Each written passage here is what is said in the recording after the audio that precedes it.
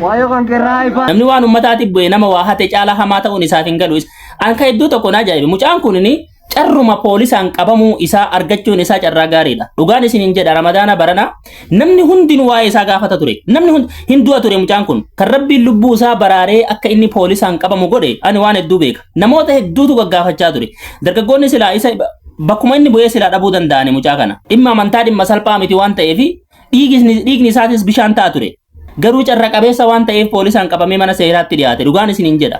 Anaan barkan na ajaa'ibe namni akkamitti waan hin jirretti aarsaa kaffalaa akkamitti laayikiif koomentii barbaada dhalli namaa marxoo marxifatee yookaan shirrii marxifatee boolla awwaalaa gubbaa taa'ee sanduuqa reeffaa boraafatee akkamii qamaa namni afaan du'aadeef an fakkeenyaaf ati yoo fakkeenyaaf aarsan ati kaffaltu sababa qabaate dhalli namaa waanuma lamaaf jiraata jedhee yaada kana keessa namni jabaan uummata ofiitiif jiraata. Ofiif jiraachuunis jabinna yoo dandeette ofiifuu jiraatte jechuudha.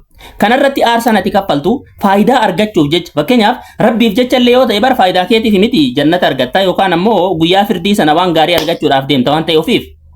Yoo sanan taane namni waan bu'aa hin qabneef jecha namni sooshaal miidiyaa kanarratti fuula kan kee mul'isu yoo waan himtu dhabde gabbaatee namni sirbillee waan tokko bar yoo mataa kan kee keessa waan jiraanne akkamitti namni waan hin jirretti aarsaa kaffalaa jedhaa baran.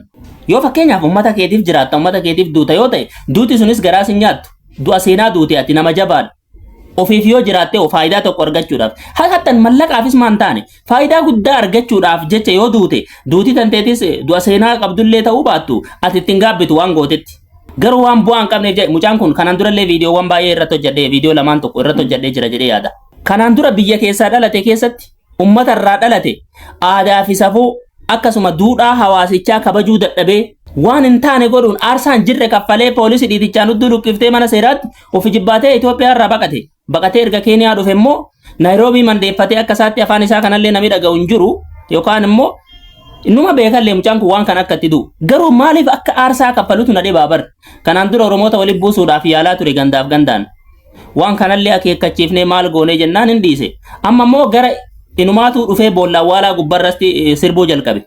Wanti kun waan isa ajjeesuudhaan amana. Maaliif seetan Keeniyaan biyya firiidamiiti namni dhimma amantaa irratti illee namni jibbansa qabu hin jiru. Amma fakkeenyaaf ati muslima tuqxee kiristaannis hin dhiisu. Maaliif jennaan uummanni kun hundi isaaniitu amantaadhaan otoo waliin qoodin wal kunuunfatee jiraata. Uummata ajaa'ibaati. Keeniyaa otoo agartanii waan baay'ee waan uummata waan Keeniyaati irratti booddeen isinii hima.